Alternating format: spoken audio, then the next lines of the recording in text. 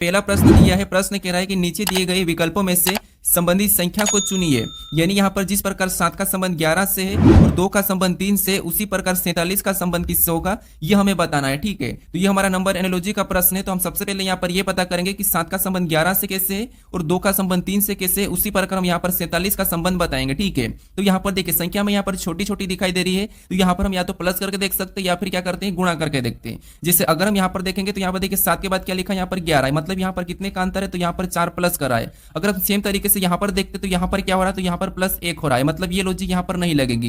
तो फिर यहाँ पर हम गुणा करते हैं। जैसे अगर हम 7 का 2 गुना करते हैं तो 7 का 2 गुना कितना होता है, तो 14 होता है। और 14 से अगर हमें 11 बनाना है तो यहाँ पर हम क्या करेंगे, 3 माइनस करेंगे, तब हमारे पास यहाँ पर कितना होंगे 11, और 11 यहाँ पर दिया है। इसी तरीके से यहाँ पर देखते हैं 2 का भी क्या करेंगे, सेम तरीके से 2 गुना करते हैं, तो 2 का 2 गुना कितना होता है 4, और यहाँ पर जैसे हमने 2 गुना करके 3 माइनस करा है तो यहाँ पर भी सेम 3 माइनस ही करेंगे, तो यहाँ पर क्या आ रहा है 1 आ रहा है, और यहाँ पर क्या लिखा है 3 लिखा है, मतलब ये भी लॉजिक नहीं लगेगी। तो फिर यहाँ पर क्या कर सकते, देखिए अगर हम संख्या को ध्यान से देखते तो सारी संख्या हमें यहाँ पर अभाज्य दिखाई दे रही है। जैसे यहाँ पर 7 दिया और 7 का संबंध किससे, 11 से, यानी कि 7 के बाद अभाज्य संख्या कौन सी आती है, 11 आती है, और यहाँ पर 11 लिखा है। सेम तरीके से यहाँ पर देखेंगे इनमें, तो यहाँ पर देखिए 2 लिखा, और 2 के बाद अभाज्य संख्या कौन सी, 3 आती है, और यहाँ पर 3 लिखा है। तो इसी तरीके से हम यहाँ पर क्या करेंगे, यहाँ पर जो 47 अभाज्य संख्या लिखी इसके बाद कौन सी आती है हम यहाँ पर बताएंगे। तो यहाँ पर ऑप्शन में देखिए 47 के बाद आपको पता है कौन सी आती है, तो आपको 53 आती है। कौन सी आती है, 53। तो ऑप्शन में देखिए 53 कहाँ पर है, तो ऑप्शन नंबर हमें यहाँ पर सी में दिया है, तो ऑप्शन नंबर सी हमारा इस प्रश्न का सही जवाब होगा। ठीक है, बस आप लॉजिक को समझते हुए चलिए। अब चलिए हम बढ़ते हैं प्रश्न 2 पे।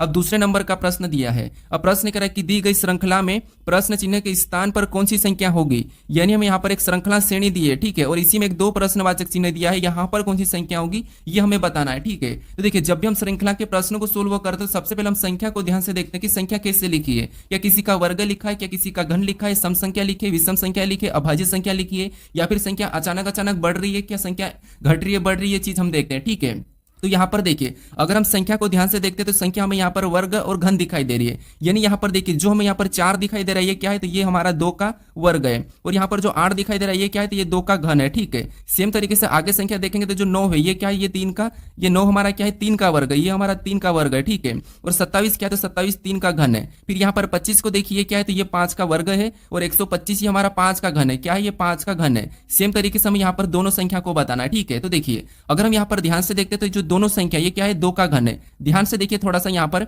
ये जो 2 संख्या ये क्या है 2 का वर्ग और घन, क्या है 2 का वर्ग और घन। यहाँ पर भी जो 2 संख्या ये भी क्या है, ये 3 का वर्ग और घन है। ठीक है, फिर यहाँ पर इन 2 संख्याओं को देखेंगे तो ये 5 का वर्ग और घन है, मतलब 5 का वर्ग और घन। पहली संख्या क्या है वर्ग और दूसरी संख्या उसी का घन है। तो यहाँ पर पैटर्न को समझे, यहाँ पर 2 का वर्ग घन, यहाँ पर 3 का वर्ग घन, उसके बाद 5 का वर्ग घन, यानी ये हमारी संख्या कौन सी अभाज्य संख्या है। तो अगली अभाज्य संख्या यहाँ पर क्या हो जाएगी 7, और यहाँ पर 7 का वर्ग और घन होगा। तो यहाँ पर 7 का वर्ग घन यानी कि वर्ग होगा पहली संख्या, तो क्या हो जाएगा 49, 7 का 49, और यहाँ पर इसका घन कितना होता है 343, कितना होता है 343। ये ऑप्शन में देखिए, ऑप्शन में देखेंगे तो ऑप्शन नंबर बी में हमें दिखाई दे रहा है, तो ऑप्शन नंबर बी हमारा इस प्रश्न का सही जवाब होगा। ठीक है, बस आप लॉजिक को समझिए, लॉजिक को याद करते हुए चलिए। ठीक है, अब चलिए हम बढ़ते हैं प्रश्न 3 पे। अब तीसरे नंबर का प्रश्न दिया है। अब प्रश्न कह रहा है कि उस वेन आरेख को चुनिए जो दिए गए वर्गों के बीच के संबंध को निरूपित करता। यानी हमें यहाँ पर भूटान दिया है, म्यांमार दिया और भारत दिया है, इनके बीच वेन डायग्राम कैसा बनेगा ये प्रश्न हमें पूछा है। ठीक है, तो देखिए जब भी हम वेन डायग्राम के प्रश्न को सोल्व करते तो क्या करते हैं, एक एक शब्द का डायग्राम बनाते हैं। तो यहाँ पर देखिए सबसे पहले मान लीजिए हम क्या करते हैं, भूटान का डायग्राम बना लेते हैं। ठीक है, तो ये हमने क्या किया, भूटान का डायग्राम बना लिया। उसके बाद फिर हम यहाँ पर क्या करेंगे, दूसरे शब्द का बनाएंगे जो कि हमें यहाँ पर दिया है म्यांमार। अब म्यांमार का डायग्राम बनाने से पहले हम ये देखते हैं कि जो हमने भूटान का डायग्राम बनाया है क्या उनका म्यांमार से कोई संबंध है या नहीं है। तो आप कहोगे भूटान एक देश से, म्यांमार भी एक देश है, तो इनका आपस में कोई संबंध नहीं, ये अलग अलग देश से। तो डायग्राम कैसा बनेगा, म्यांमार का भी अलग बन जाएगा। ठीक है, उसके बाद फिर यहाँ पर हम क्या करेंगे, तीसरे शब्द का बनाएंगे जो कि हमें यहाँ पर दिया है भारत। अब भारत का डायग्राम बनाने से पहले हम ये देखेंगे कि जो हमने भूटान और म्यांमार का डायग्राम बनाया है क्या उनका भारत से कोई संबंध है या नहीं है। तो आप कहोगे यहाँ पर भारत भी एक अलग देश से, तो भारत का भी कैसा बनेगा, इनसे अलग वाला बनेगा। भले ही भारत के पड़ोसी देश भूटान और म्यांमार है, लेकिन यहाँ पर ये अलग अलग देश है, तो डायग्राम कैसा बनेगा, अलग अलग बनेगा। ऑप्शन में देखिए डायग्राम इस टाइप का कहाँ पर है, तो ऑप्शन नंबर हमें यहाँ पर डी में दिया है, ऑप्शन नंबर डी हमारा यहाँ पर सही जवाब होगा। ठीक है, तो जब भी आप वेन डायग्राम के प्रश्न को सोल्व करो तो एक एक शब्द का डायग्राम बनाना, आपका डायग्राम ऑटोमेटिक बन जाएगा। अब चलिए हम बढ़ते हैं प्रश्न 4 पे। अब 4 नंबर का प्रश्न दिया है। अब प्रश्न करा कि दिए गए विकल्पों में से असंगत को चुने, यानी हमें यहाँ पर 4 विकल्प दिए हैं, इनमें से 3 किसी न किसी प्रकार के समान है लेकिन एक अलग है, उसका ही हमें यहाँ पर चयन करना है। ठीक है, तो देखिए हमें यहाँ पर संख्या दी है, तो जब भी हमें संख्या दी जाती है तो हम क्या देखते हैं, क्या किसी का वर्ग यहाँ पर लिखा है या फिर घन लिखा है या फिर सम संख्या, विषम संख्या, अभाज्य संख्या, 4-5 चीजें तो आपको देखना ही देखना है। उसके बाद अगर संख्या सबसे बड़ी लिखी हो, जैसे यहाँ पर बड़ी बड़ी संख्या लिखी हो, तो उस कंडीशन में आपको पहला लॉजिक लगाना है कि संख्या की डिजिट का जोड़ के देख लेना, यानी कि डिजिट का योग करके देख लेना। जैसे यहाँ पर अगर हम देखेंगे तो 21,536 लिखा है, 62,135 लिखा है, मतलब बड़ी संख्या, तो हम क्या करते हैं इनके डिजिट का योग करके देखते हैं। जैसे यहाँ पर अगर हम जोड़ेंगे तो 2 कितने होंगे 3, 3 में 5 को जोड़ेंगे तो 8, 8 में 3 को जोड़ेंगे तो कितने हो जाएंगे 8 3 11, 11 में 6 को जोड़ेंगे तो यहाँ पर योग कितना हो रहा है 17 हो रहा है। ठीक है, कितना हो रहा है 17। सेम तरीके से नीचे भी प्लस करते तो 6 और 2 8, 8 में 1 को जोड़ेंगे तो 9, 9 में 3 को जोड़ेंगे तो 12, 12 5 17, यहाँ पर भी कितना हो रहा है 17 हो रहा है। ठीक है, फिर ऑप्शन सी में देखिए 3 और 2 को जोड़ेंगे तो 5, 5 और 6 को जोड़ेंगे 11, 11 में 5 को जोड़ेंगे तो 16, 16 में 4 को जोड़ेंगे तो 20, यहाँ पर कितना हो रहे हैं 20 हो रहे हैं। उसके बाद यहाँ पर देखिए ऑप्शन डी में, तो यहाँ पर 5 और 2 को जोड़ेंगे तो कितने हो रहे हैं 7, 7 में 1 8, 8 6 14, 14 3 17, यहाँ पर कितने हो रहे हैं, यहाँ पर भी 17 हो रहे हैं। अब यहाँ पर आपको एक असंगत दिखाई दे रहा होगा जो 20 है, सभी का योग क्या आ रहा है, तो यहाँ पर 17 आ रहा है, इसका 17 आ रहा है, इसका 17 आ रहा है, लेकिन यहाँ पर क्या आ रहा है 20 आ रहा, मतलब ये तीनों से अलग है। तो ऑप्शन नंबर सी हमारा इस प्रश्न का सही जवाब होगा। ठीक है, तो जब भी बड़ी संख्या हो तो आपको क्या करना है, इनके डिजिट के योग करके देख लेना है, वहां पर आपको अलग दिख जाएगा। ठीक है, अब चलिए हम बढ़ते हैं प्रश्न 5 पे। अब 5 नंबर का प्रश्न दिया है। अब प्रश्न करा कि विलुप्त संख्या को ज्ञात कीजिए, यानी हमें यहाँ पर देखिए 3 त्रिभुज की आकृतियां दी है और इनमें एक यहाँ पर प्रश्नवाचक चिन्ह दिया है, यहाँ पर कौन सी संख्या होगी ये हमें बताना है। तो देखिए जब भी आपको लुप्त संख्या के प्रश्न को सोल्व करना है तो सबसे पहले आपको देखना है कि प्रश्नवाचक चिन्ह कहाँ पर दिया है, किस जगह पर दिया है। तो यहाँ पर देखिए अगर हम प्रश्नवाचक चिन्ह देखेंगे तो यहाँ पर हमें बीच में दिया है, कहाँ पर दिया है, बीच में दिया है। तो आपको सबसे पहले पता करना है कि बीच में बाकी आकृतियों में संख्या कैसे लिखी, जैसे यहाँ पर बीच में क्या लिखा है 69 और यहाँ पर इस आकृति में 27 लिखा है, तो ये संख्या कैसे लिखी इनका आपको पता करना है एक ही तरीके से। फिर आपको क्या करना है, इस वाली जगह संख्या को बताना है। तो यहाँ पर हम पता करते हैं। ठीक है, तो सबसे मान लो यहाँ पर हम क्या करते हैं 69 का पता करते हैं, इसके पास हमारे पास बड़ी संख्या लिखी और यहाँ पर अंदर छोटी संख्या है, तो यानी यहाँ पर संख्या को, बाहर वाली संख्या को हम क्या कर सकते हैं, आपस में जोड़ सकते हैं, माइनस कर सकते हैं या फिर कुछ भी कर सकते हैं। लेकिन इन संख्या को अगर हम ध्यान से देखते हैं तो आपको वर्ग पता होगा यहाँ पर, तो यहाँ पर सभी का वर्ग लिखा है। जैसे 484 की बात करते हैं तो ये किसका वर्ग है, तो आपको ये 22 का वर्ग है। ठीक है, इसका है 22 का वर्ग। 529 की बात करते हैं तो ये क्या है, ये 23 का वर्ग है। और 576 हमारे किसका वर्ग है, तो ये 24 का वर्ग है। किसका है, 24 का वर्ग। यानी यहाँ पर आपस में जो संख्या आसपास लिखी है इनकी वर्ग लिखा है। यानी अगर हम यहाँ पर क्या करें, देखिए 22 + 23 इनको हम क्या करते हैं, एक बार जोड़ के देखते क्या 69 आ रहा है क्या। अगर इनको हम क्या करते हैं, जोड़ देते तो यहाँ पर कितने हो रहे हैं, तो देखिए 22 23 24 यहाँ पर कितने हो रहे हैं 69, यानी 69 हो रहे हैं। ठीक है, और वही संख्या यहाँ पर लिखी है। इसी तरीके से हम यहाँ पर तीसरी आकृति में भी चेक कर लेते हैं कि 27 भी वैसे ही लिखा गया। तो यहाँ पर देखिए 64 किसका वर्ग है, तो 8 का वर्ग है। किसका, 8 का। 100 किसका वर्ग है, तो ये 10 का वर्ग है। ठीक है, किसका, 10 का वर्ग। अब देखिए यहाँ पर 81 किसका वर्ग है, तो ये 9 का वर्ग है। इनको भी सभी को आपस में जोड़ के देखते तो यहाँ पर देखिए 8 + 10 + 9, 8 + 10 + 9, इनको अगर जोड़ेंगे तो 10 और 8 18, 18 में 9 को जोड़ेंगे तो 27। यहाँ पर भी कितना आया, 27 आया और यहाँ पर 69 आया। 27 यहाँ पर लिखा और यहाँ पर भी 69 लिखा है। अब इसी तरीके से हम क्या करेंगे, जो प्रश्नवाचक चिन्ह है यहाँ पर संख्या को बताएंगे। ठीक है, तो यहाँ पर देखिए सबसे पहले आपस की संख्या को देखेंगे तो 256, मतलब ये किसका घन है, ये 16 का वर्ग है, सॉरी 16 का वर्ग। 289 ये किसका वर्ग है, तो ये 17 का वर्ग है। ठीक है, किसका, ये 17 का वर्ग है। और 225 ये क्या है, ये 15 का वर्ग है। अब इनको हम आपस में जोड़ेंगे तो 16 + 15 + 17, 16 + 15 + 17 इनको जोड़ेंगे तो देखिए 16 और 15 कितने होते हैं, 31, 31 17 48, कितने हो रहे 48। ऑप्शन में देखिए 48 कहां पर है, तो ऑप्शन अगर हम देखेंगे तो 48 हमें ऑप्शन नंबर यहाँ पर डी में दिखाई दे रहा है।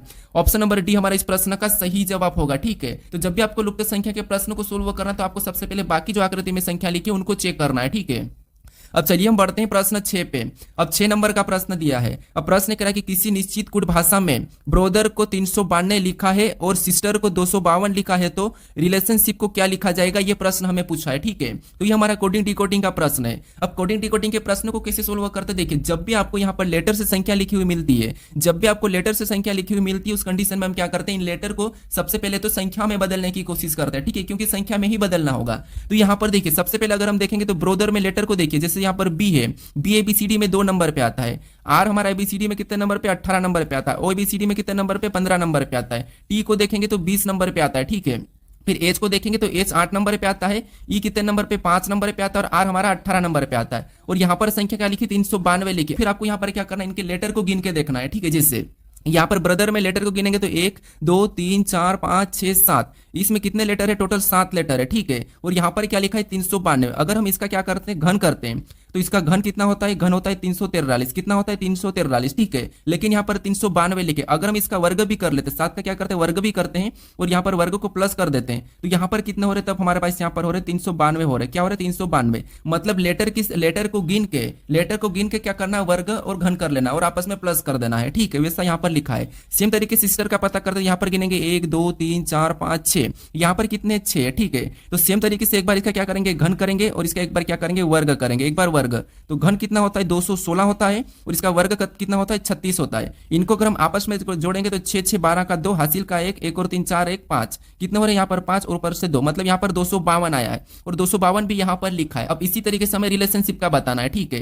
तो रिलेशनशिप में गिनेंगे तो यहाँ पर 1 2 3 4 5 6 7 8 9 10 11 12, यहाँ पर टोटल लेटर कितने 12 है, ठीक है। कितने 12। अब हमें यहाँ पर क्या करना है, एक बार इसका वर्ग करना है, इस बार इसका घन करना है। तो यहाँ पर देखिए 12 का घन करेंगे और 12 का क्या करेंगे, एक बार वर्ग।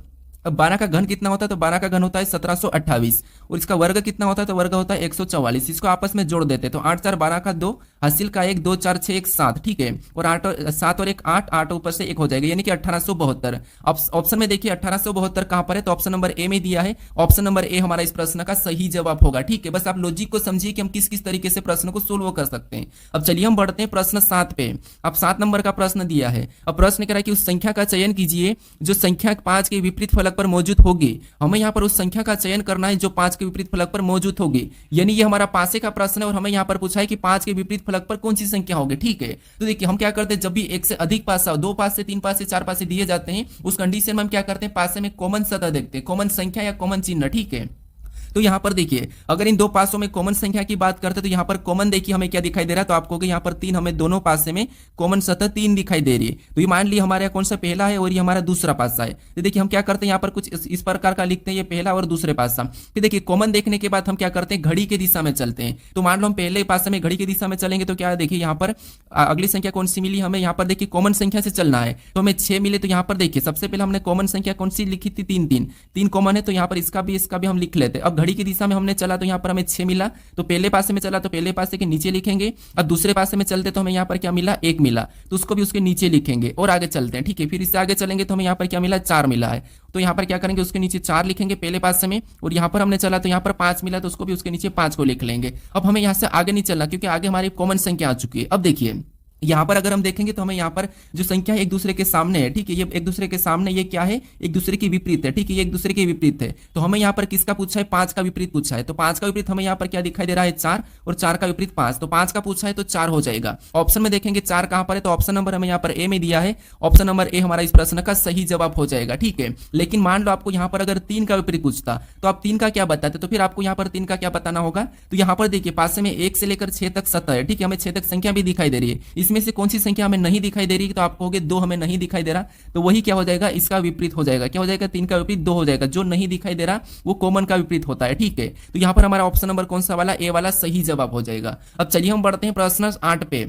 अब 8 नंबर का प्रश्न दिया है। अब प्रश्न कह रहा है कि निम्न आकृति का जल प्रतिबिंब चुने, यानी हमें यहाँ पर एक आकृति दी है, इसका जल प्रतिबिंब कैसा होगा ये हमें बताना है, ठीक है। तो यहाँ पर आपको कोई दर्पण नहीं दिया, कुछ इस टाइप का कोई दर्पण नहीं दिया, बस हमें यहाँ पर कहा कि जल प्रतिबिंब चुने। अब आपको पता है जल प्रतिबिंब कैसा बनता है, ये आपको पता है। जब भी आप अगर किसी भी तालाब या कुएं के सामने जाओगे तो आपके पैर से आपका सिर नीचे चले जाएगा, ठीक है। यानी आपका प्रतिबिंब कैसा बनता है वैसा इसका भी बन जाएगा। यानी यहाँ पर कहने का जल प्रतिबिंब मतलब यहाँ पर नीचे क्या हो जाएगा, इसका मिरर हो जाएगा, ठीक है। तो यहाँ पर देखिए अगर ये नीचे चले जाएगा तो बड़ा वाला कहां पर आ जाएगा, तो आपको कि नीचे चले जाएगा और छोटा वाला ऊपर चले जाएगा, ठीक है। बड़ा वाला नीचे आ जाएगा और छोटा वाला ऊपर आ जाएगा।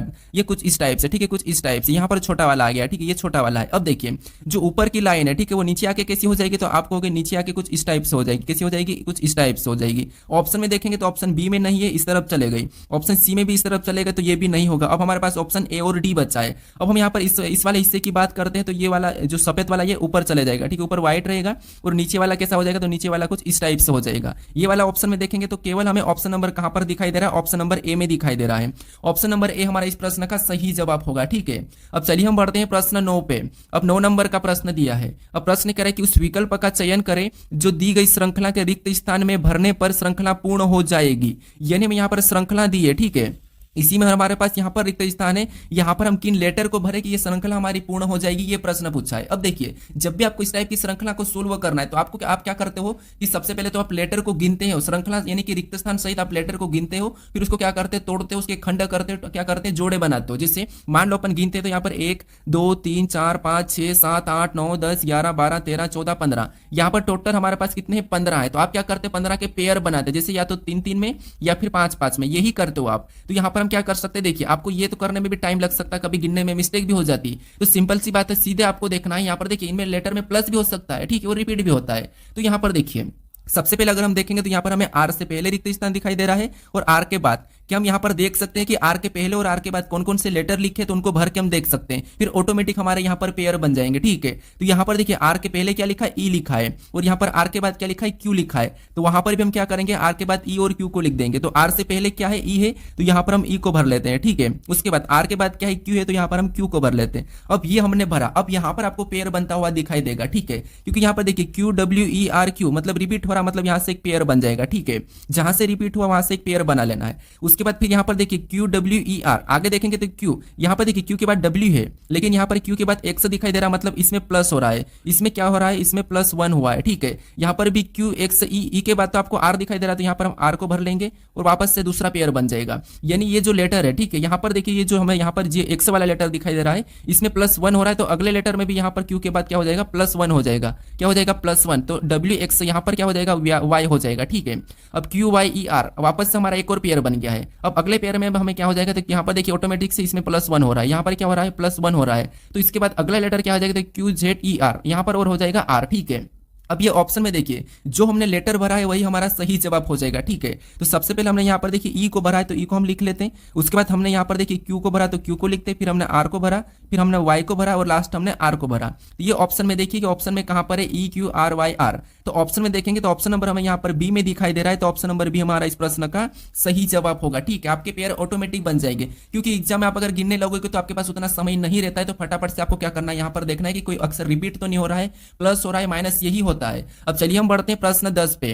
अब 10 नंबर का प्रश्न दिया है। अब प्रश्न कह रहा है कि यदि प्लस का अर्थ, यहाँ पर देखिए यदि भागित का अर्थ प्लस और यहाँ पर प्लस का अर्थ भागित तथा माइनस का अर्थ गुणा है तो समीकरण का मान क्या होगा। ये जो समीकरण दी है इसको हमें क्या करना है, सोल्व करना है। लेकिन हमें यहाँ पर शर्त दी कि इसका अर्थ ये होगा, मतलब चिन्ह बदल जाएंगे, ठीक है। तो बहुत सरल है, बस यहाँ पर थोड़ा सा कैलकुलेशन करना पड़ता है, बोर्ड मास रूल का नियम लगा के, ठीक है।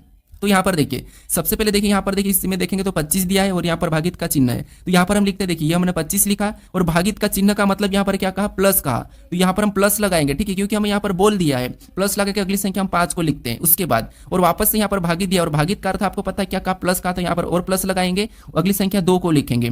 फिर हमें यहाँ पर माइनस दिया है और माइनस का अर्थ यहाँ पर गुणा का। तो यहाँ पर क्या करेंगे, इसमें गुणा का चिन्ह लगाएंगे, उसकी जगह अगली संख्या 15 को लिख लेंगे। अब इसको बोर्ड मास रूल पे सोल्व करेंगे। तो आपको पता है बोर्ड मास रूल क्या कहता है कि सबसे पहले भाग सोल्व होता है, इससे पहले ब्रैकेट है तो ब्रैकेट या रेखा कोष्ठक भी होता है, ठीक है। उसके बाद गुणा होता है, फिर प्लस माइनस या ऑप का भी रहता है। यहाँ पर हमारे पास सिंपल है, ठीक है। तो सबसे पहले इनमें हम गुणा कर लेंगे। तो यहाँ पर देखिए प्लस यानी 25 + 5 तो वैसा ही रहेगा। यहाँ पर देखिए 25 + 5 तो वैसा ही रहेगा और प्लस ये भी ऐसा ही रहेगा। इसका गुणा कर लेंगे तो 15 दूना कितने होते हैं, 30 होते हैं, ठीक है। अब यहाँ पर सभी में प्लस के चिन्ह है तो यहाँ पर क्या करेंगे, हम जोड़ देंगे। तो 25 + 5 कितने होते हैं, 30 और 30 और 30 60। यहाँ पर कितना हो रहा है, 60 हो रहा है, प्लस का आया है, ठीक है। ये ऑप्शन में देखेंगे तो ऑप्शन नंबर 60 हमें कहां पर दिखाई दे रहा है, तो ऑप्शन नंबर सी में दिखाई दे रहा है, ठीक है। ऑप्शन नंबर सी हमारा इस प्रश्न का सही जवाब होगा। अब चलिए हम बढ़ते हैं प्रश्न 11 पे। अब 11 नंबर का प्रश्न दिया है। अब प्रश्न कह रहा है कि यदि ए गुणे बी का अर्थ है कि ए बी का भाई है, ए भागित बी का अर्थ है कि ए बी की माँ है और ए प्लस बी का अर्थ है कि ए बी की पुत्री है, तो यहाँ पर एल भागित एम गुणे एन प्लस ओ में पिता कौन है, ये प्रश्न हमें पूछा है, ठीक है। देखिए ये प्रश्न सबसे आसान प्रश्न है ब्लड रिलेशन में। आपको कैसे सोल्व करना, आप कैसे सोल्व करते हैं ये मुझे नहीं पता है, लेकिन मैं यहाँ पर जो तरीका बताऊंगा उससे आप आसानी से सोल्व कर सकते हो, ठीक है। तो यहाँ पर देखिए सबसे पहले हमें यहाँ पर ये इक्वेशन दी है, ठीक है। इसमें करा कि पिता कौन है, तो आपको इसको लिख लेना। जैसे यहाँ पर देखिए सबसे पहले एल, उसके बाद क्या है भागित, भागित के बाद क्या है एम है और फिर गुणा एन है, ठीक है, गुणा एन, उसके बाद प्लस ओ है, ठीक है, यानी प्लस ओ। अब देखिए यहाँ पर मैं आपको थोड़ा सा रंगीन में लिख के देता हूं। जैसे सबसे पहले क्या है एल है, ठीक है, ये हमने एल लिखा। एल के बाद बीच में कौन सा है, भागित का चिन्ह है, ठीक है, कौन सा है, भागित का चिन्ह, और अगला लेटर कौन सा है, एम है, कौन सा है, एम है, ठीक है। उसके बाद अगला चिन्ह कौन सा है, गुणे का चिन्ह है। फिर और देखते हैं हम, ठीक है, और देखते हैं तो अगला क्या है, एन है, तो एन को भी हम यहाँ पर लिख लेते हैं, और चिन्ह कौन सा है, प्लस का है। फिर अगला और देखेंगे तो हमें यहाँ पर ओ दिया है, कौन सा दिया है, ओ। इसमें कह रहा है कि पिता कौन है, ठीक है। अब देखिए यहाँ पर अगर हम देखते हैं तो यहाँ पर देखिए सबसे पहले इनको देखिए, आप यहाँ पर देखिए जैसे एल भागित एम का अर्थ यहाँ पर क्या कह रहा है, तो यहाँ पर देखिए भागित का देखेंगे यहाँ पे ए भागित बी का अर्थ क्या है कि ए बी की माँ है, क्या है, ए बी की माँ है। इसका मतलब ये है कि एल क्या है, एल एम की माँ है, तो ये एल एम की माँ है, तो ये माँ है, ठीक है, ये क्या है, माँ है। उसके बाद अब इसकी माँ है मतलब ये पुत्र या पुत्री है, ठीक है। फिर आगे देखेंगे तो यहाँ पर देखिए एम गुणे एन का अर्थ क्या है, एम गुणे एन का अर्थ यहाँ पर क्या है, तो यहाँ पर देखिए गुणे का अर्थ क्या है, तो ए गुणे बी का अर्थ यहाँ पर है कि ए बी का भाई है, ए क्या है, बी का भाई है। इसका मतलब यहाँ पर भी एम क्या है, एन का भाई है, तो ये किसका भाई है, तो आपको होगी यहाँ पर एन का भाई है, ठीक है। तो ये क्या हो जाएगी, बहन हो जाएगी, ये बहन, सॉरी यहाँ पर अभी कहा नहीं लेकिन ये संतान है, ठीक है।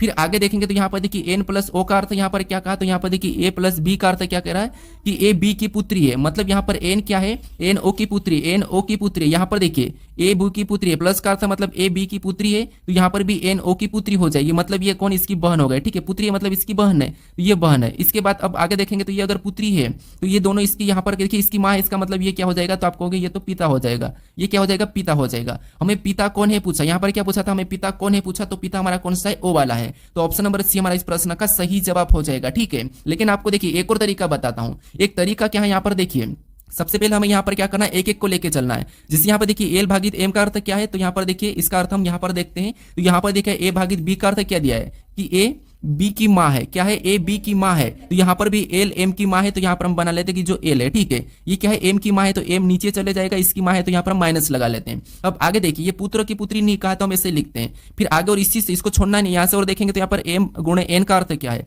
तो एम गुणे एन का अर्थ है कि ए बी का, यहाँ पर देखिए ए गुणे बी का अर्थ है कि ए बी का भाई है, ए बी का भाई है, मतलब यहाँ पर भी एम एन का भाई हो जाएगा, एम एन का भाई है तो यहाँ पर हम भाई बन बना लेते हैं कि एम एन का भाई है, ठीक है, एम क्या है, एन का भाई है, तो यहाँ पर हम प्लस लगा लेते हैं। फिर आगे देखेंगे तो एन प्लस ओ का अर्थ क्या है, एन प्लस ओ का अर्थ यहाँ पर दिया है ए प्लस बी का अर्थ यहाँ पर ए बी की पुत्री है, मतलब एन ओ की पुत्री हो जाएगी। यहाँ पर देखिए अर्थ क्या है कि ए प्लस बी का अर्थ क्या है कि ए बी की पुत्री है, तो यहाँ पर भी एन ओ की पुत्री हो जाएगी।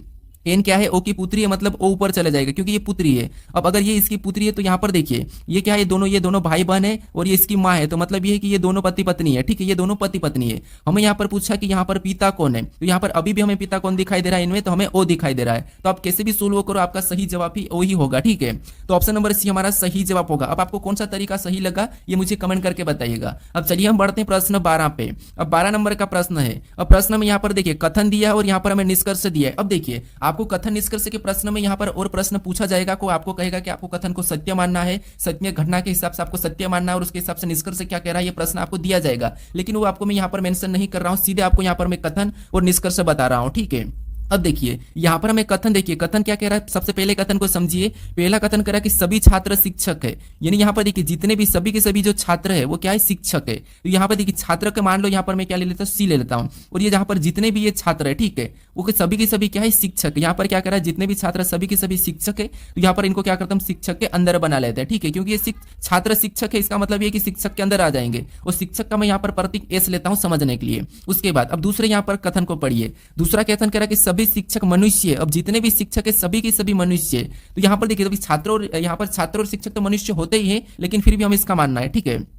तो यहाँ पर देखिए इसके बाद ये भी क्या हो जाएंगे, सभी के सभी इसके अंदर हो जाएंगे और मनुष्य का मैं प्रतीक एम लेता हूँ, ठीक है। अब देखिए अब हमें यहाँ पर डायग्राम बन गया है, ठीक है, क्योंकि देखिए यहाँ पर शिक्षक के अंदर छात्र है और मनुष्य के अंदर शिक्षक और छात्र दोनों है। अब इसके बारे में निष्कर्ष क्या कह रहा है हम ये देखते हैं। तो यहाँ पर पहला निष्कर्ष कह रहा है कि सभी शिक्षक छात्र है। क्या आपको यहाँ पर सभी की सभी शिक्षक छात्र दिखाई दे रहे हैं क्या? तो आप कहोगे हमें तो यहाँ पर सभी छात्र शिक्षक दिखाई दे रहे हैं, सभी शिक्षक छात्र नहीं दिखाई दे रहे हैं, यानी यहाँ पर बाहर से अंदर नहीं आ सकते हैं, अंदर से बाहर जा सकते हैं, ठीक है। तो यहाँ पर जितने भी छात्र है वो सभी के सभी क्या है, शिक्षक है, लेकिन सभी के सभी शिक्षक छात्र नहीं है, यहाँ पर कुछ है, तो इसीलिए ये हमें गलत कह रहा है, ठीक है, क्योंकि सभी छात्र शिक्षक है लेकिन सभी शिक्षक छात्र नहीं है, ठीक है।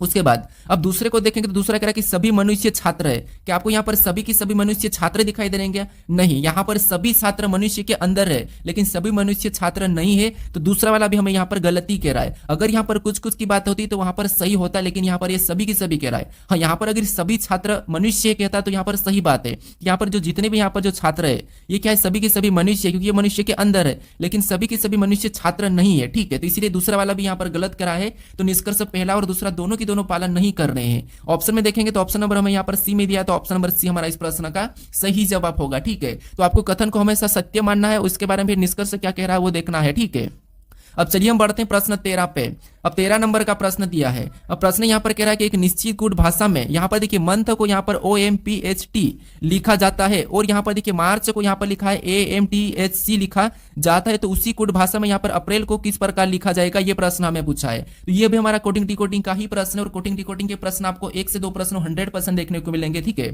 तो यहाँ पर देखिए सबसे पहले हमें यहाँ पर कोड क्या दिया है, तो लेटर का लेटर ही कोड दिया है। जब संख्या दी जाती है क्या करते हैं, संख्या में बदल लेते हैं। यहाँ पर हमें लेटर ही दिया है। ठीक है, तो लेटर में आपको पता है या तो विपरीत होगा या फिर माइनस प्लस होगा या फिर रिवर्स मेथड होगी, क्रॉसिंग मेथड होगी, यही होगा। ठीक है, यही हो सकता क्योंकि अल्फाबेट में ए से लेके जेड तक के 26 लेटर है, उनमें ही प्लस माइनस होता है। ठीक है, तो यहाँ पर हम यही देखते हैं यहाँ पर क्या हो रहा है। तो यहाँ पर देखिए अगर इसकी बात करते हैं यहाँ पर क्या हो रहा है, तो यहाँ पर देखिए जिससे जो यहाँ पर मंथ लिखा है वही की वही लेटर हमें यहाँ पर दिखाई दे रहा है। इसका मतलब यहाँ पर या तो रिवर्स मेथड होगी या क्रॉसिंग मेथड। तो यहाँ पर हम देखते हैं सबसे पहले हम यहाँ पर मंथों को देख लेते हैं। तो यहाँ पर ध्यान से देखिए, अगर हम देखेंगे तो यहाँ पर एम और ओ का आपस में बदल दिया है। ठीक है, यहाँ पर देखिए थोड़ा सा आप समझने की कोशिश करें यहाँ पर क्या हुआ है, तो यहाँ पर एम और ओ का आपस में बदल दिया है। ठीक है, यानी यहाँ पर बदलेंगे तो कैसा मिलेगा, यहाँ पर ओ को आगे लाते हैं, एम को पीछे, क्योंकि वहां पर वही लिखा है। तो ओ को हमने आगे ले लिया, एम को हमने पीछे लिया। फिर यहाँ पर एन से यहाँ पर देखिए एन से यहाँ पर क्या लिखा है, पी लिखा है, मतलब एन से पी मतलब यहाँ पर क्या करा, तो आपको यहाँ पर एन से पी मतलब यहाँ पर प्लस कर दिया। कितना प्लस करा, 2 प्लस करके यहाँ पर पी लिखा है। ठीक है, फिर इसको भी देखेंगे एच और टी को, तो ये भी आपस में बदल दिया। यहाँ पर भी क्या करा, एच को आगे लिखा, टी को पीछे, तो ये भी आपस में बदल के यहाँ पर OMPHT लिखा। यहाँ पर देखिए OMPHT बनाया है। सेम तरीके से यहाँ पर हम मार्च का पता कर लेते हैं। तो यहाँ पर भी पहले 2 लेटर को हम आपस में बदलेंगे तो ए आगे आ जाएगा और एम उसके पीछे। फिर क्या करेंगे, बीच वाले में हम 2 प्लस कर लेंगे। यहाँ पर क्या करेंगे, 2 प्लस करेंगे तो आर में 2 प्लस करेंगे तो यहाँ पर टी। उसके बाद यहाँ पर भी इनको क्या करेंगे, आपस में बदलेंगे, तो एच आगे आ जाएगा, सी पीछे चले जाएगा। यही वाला हमें यहाँ पर भी दिया है AMTCH। ठीक है, तो इसी प्रकार हम यहाँ पर अप्रैल का बताएंगे। तो पहले 2 लेटर को तो हम क्या करेंगे, आगे पीछे बदल देंगे। ठीक है, तो पी आगे आ जाएगा और ए पीछे चले जाएगा। फिर देखिए यहाँ पर बीच वाला लेटर, इसमें क्या करेंगे, +2 कर लेंगे। इसमें +2 करेंगे तो आर में 2 प्लस करेंगे मतलब 18 20, यहाँ पर टी हो जाएगा। और यहाँ पर भी इन 2 लेटर को आपस में बदल देंगे तो जो पीछे का आगे आ जाएगा और आई पीछे चले जाएगा। ये ऑप्शन में देखिए कि कहां पर है। ठीक है, तो यहाँ पर PATLI। ठीक है, PATLI ऑप्शन नंबर हमें यहाँ पर सी में दिखाई दिया है, तो ऑप्शन नंबर सी हमारा इस प्रश्न का सही जवाब हो जाएगा। ठीक है, देखिए कोडिंग डिकोडिंग इतना कठिन नहीं है, आसान है। बस आपको यहाँ पर देखिए अल्फाबेट याद होना चाहिए, उनके विपरीत याद होना चाहिए। अगर याद नहीं है तो उसका भी वीडियो में अलग से बना दूंगा, आप मुझे कमेंट करके बताएं। आपको मैं सिर्फ एक ही ट्रिक में आपको याद करवा दूंगा। ठीक है, अगर आप बताओगे तो। अब चलिए हम बढ़ते हैं प्रश्न 14 पे। अब 14 नंबर का प्रश्न दिया है। यहाँ पर प्रश्न करा कि 5 व्यक्ति DHKTX एक सीढ़ी पर एक दूसरे के ऊपर, जरूरी नहीं कि वो इसी क्रम में बैठे हुए हैं। ठीक है, तो डी एक्स के ठीक ऊपर बैठा हुआ है, एक्स टी के ठीक ऊपर है, एक्स तथा के बीच में केवल 2 व्यक्ति बैठे हुए हैं और डी एच के नीचे है, तो केंद्रक पर कौन है, ये प्रश्न हमें पूछा है। अब देखिए ये हमारा बैठक अवस्था का प्रश्न है, लेकिन हमें यहाँ पर सीढ़ियों पे बिठाना है। सीढ़ियों पे बिठाना मतलब ये ऊपर नीचे बैठे हैं। ठीक है, तो कैसे सोल्व करोगे, प्रश्न बहुत बड़ा दिख रहा है, कठिन दिख रहा है, लेकिन आसान है। यहाँ पर देखिए थोड़ा थोड़ा सा यहाँ पर पढ़िए, जैसे 5 व्यक्ति DHKTX एक सीढ़ियों पर बैठे हैं। ठीक है, एक दूसरे के ऊपर बैठे, सीढ़ियों पर एक दूसरे के ऊपर बैठे, लेकिन जरूरी नहीं कि वो इसी क्रम में बैठे, जैसे कि ये जो क्रम है इसी क्रम में नहीं बैठे हैं। तो यहाँ तक तो हम नहीं देखिए, यहाँ तक हमने पढ़ा कि यहाँ पर एक दूसरे के ऊपर बैठे हैं, लेकिन जरूरी नहीं कि इसी क्रम में बैठे। अब यहाँ से आपका प्रश्न सोल्व करना शुरू होता है। यहाँ पर देखिए DX के ठीक ऊपर बैठा है, क्या कहा है कि DX के ठीक ऊपर बैठा है। यहाँ पे पढ़िए DX के ठीक ऊपर बैठा है। ठीक है, तो यहाँ पर हम क्या करते हैं, सबसे पहले डी को ये बिठाया। ठीक है, अब डी एक्स के ठीक ऊपर बैठा है, इसका मतलब देखिए यहाँ पर क्या करते हैं, 100 को हम इसके नीचे बिठा देते हैं। क्या करते हैं, हमने ये नीचे बिठा दिया। ठीक है, इस यही तरीका है इस प्रश्न को सोल्व करने का। अब इसके बाद यहाँ पर आपको डी ऊपर दिखाई दे रहा है, एक्स नीचे दिखाई दे रहा होगा। ठीक है, अब यहाँ पर देखिए आगे प्रश्न क्या कह रहा है, तो आगे देखिए आगे कह रहा है कि एक्स टी के ठीक ऊपर है। अब यहाँ पर कह रहा है कि एक्स टी के ठीक ऊपर है, मतलब जो एक्स ये टी के ठीक ऊपर है, तो यहाँ पर टी इसके नीचे हो जाएगा। ठीक है, क्या हो जाएगा आपको, यहाँ पर टी इसके ठीक नीचे हो जाएगा। अब देखिए एक्स टी के ठीक ऊपर दिखाई दे रहा है, तो हाँ दिखाई दे रहा है। फिर आगे पढ़ेंगे तो एक्स तथा के बीच केवल 2 व्यक्ति बैठे हैं, एक्स तथा के बीच केवल 2 व्यक्ति बैठे हैं। ठीक है, तो यहाँ पर देखिए एक्स कहाँ पर है, यहाँ पर है, और ये देखिए एक्स और के हमें अभी नहीं कहा है। ठीक है, लेकिन के एक्स और के बीच केवल 2 व्यक्ति बैठे हैं। फिर आगे पढ़ते तो और डी एच के नीचे बैठा है, डी कहाँ है, तो डी एच के नीचे बैठा है। ठीक है, यहाँ पर देखिए और डी एच के नीचे बैठा है, तो ये जो डी है ये एच के नीचे बैठा है, इसका मतलब ये है कि एच यहाँ पर हो जाएगा। ठीक है, ये एच हमने बिठाया। हमें यहाँ पर पहला क्या कहा था कि एक्स और के बीच 2 व्यक्ति बैठे, इसका मतलब यहाँ पर एक्स है, इसके बीच ये 2 व्यक्ति हो जाएंगे, तो यहाँ पर क्या हो जाएगा, के हो जाएगा। क्या हो जाएगा, के। अब यहाँ पर देखिए एक सतह के बीच में दो व्यक्ति हमें दिखाई दे रहे हैं, ठीक है। हमें प्रश्न पूछा कि तो केंद्रक पर कौन बैठा है, केंद्रक पर कौन बैठा है, तो यहाँ पर देखिए केंद्रक का मतलब होता है कि बीच में, तो बीच में हमें यहाँ पर कौन सा दिखाई दे रहा है, डी वाला दिखाई दे रहा है, तो डी हमें यहाँ पर बीच में बैठा है, तो ऑप्शन में देखेंगे तो ऑप्शन नंबर सी में दिया है, तो ऑप्शन नंबर सी हमारा इस प्रश्न का सही जवाब हो जाएगा, ठीक है। अब चलिए हम बढ़ते हैं प्रश्न 15 पे। अब 15 नंबर का प्रश्न दिया है। अब प्रश्न कह रहा है कि उस विकल्प का चयन करें जो दिए गए समुच्चय से संबंधित नहीं है, यानी यहाँ पर हमारे पास दो यहाँ पर संख्या दी है, ठीक है, दो समुच्चय दिए हैं, इनमें से कौन सा संबंधित नहीं, ये प्रश्न पूछा। देखिए आपको यहाँ पर हमेशा क्या कहता है कि दिए गए समुच्चय से समान कौन सा विकल्प है ये बताना है, लेकिन यहाँ पर कहा है कि संबंधित नहीं है, यानी जो इनका आपस में जो संबंध है वही की वही संबंध ऑप्शन में होना है, और नहीं है वही हमारा यहाँ पर सही जवाब होगा, ठीक है। तो आपको प्रश्न को पढ़ना है कि प्रश्न कह रहा है क्या, या नहीं संबंध कह रहा है कि संबंध है कह रहा है, ठीक है, क्योंकि यहाँ पर गलती हो जाती है। तो देखिए इनका अगर हम देखेंगे तो यहाँ पर देखिए, यहाँ पर देखिए ये कि 7 का वर्ग है और ये 7 का घन है, यहाँ पर 9 का वर्ग है और 9 का घन है, मतलब पहली संख्या का वर्ग और घन पीछे लिखा है, मतलब पहली संख्या वर्ग लिखी है और दूसरी संख्या उसी का घन लिखा है। यहाँ पर भी पहली संख्या उसका वर्ग लिखा है और दूसरी संख्या उसी का क्या लिखा है, घन लिखा है। तो हमें कह रहा है कि इसके जैसा कौन सा विकल्प में नहीं है, ये कहा। यहाँ पर याद रखना नहीं है कहा, तो हमें यहाँ पर नहीं है वही देखना है। ऑप्शन ए में देखेंगे तो इसका वर्ग क्या है, 4 है लिखा है, इसका घन क्या है 64, ये तो इसके जैसा है, ये इसके जैसा है, ठीक है, मतलब ये तो है, ये हमारा है, ठीक है। फिर ऑप्शन बी की बात करते तो यहाँ पर 5 का वर्ग 5 का घन, मतलब पहला वर्ग दूसरा घन, ये भी लिखा है, मतलब ये भी उसके जैसा ही है, ठीक है। ऑप्शन सी में देखिए, यहाँ पर देखिए 8 का वर्ग और पीछे 8 का घन लिखना है, लेकिन यहाँ पर 8 का घन नहीं लिखा है, ठीक है, मतलब ये वाला हमारा क्या है, नहीं है, उनसे संबंधित नहीं है, ठीक है। फिर ऑप्शन डी की बात करते तो 10 का वर्ग और पीछे वाले 10 की यहाँ पर घन लिखा है, मतलब पहली संख्या 10 का वर्ग और यहाँ पर 10 की घन इसके जैसा लिखा है, ठीक है, इनके जैसा। तो हमें यहाँ पर कौन कौन से लिखे हुए मिले, तो ऑप्शन हमारे ए बी डी यहाँ पर इसके जैसे दिखाई दे रहे हैं, ठीक है, किसके इसके जैसे। यहाँ पर हमें संबंधित नहीं है पूछा, तो कौन सा वाला नहीं है, तो आप कहोगे ऑप्शन नंबर सी नहीं है, तो ऑप्शन नंबर सी हमारा इस प्रश्न का सही जवाब होगा, ठीक है। तो यहाँ पर आप प्रश्न को जरूर पढ़ना कि प्रश्न पूछ क्या रहा है, ठीक है। अब चलिए हम बढ़ते हैं प्रश्न 16 पे।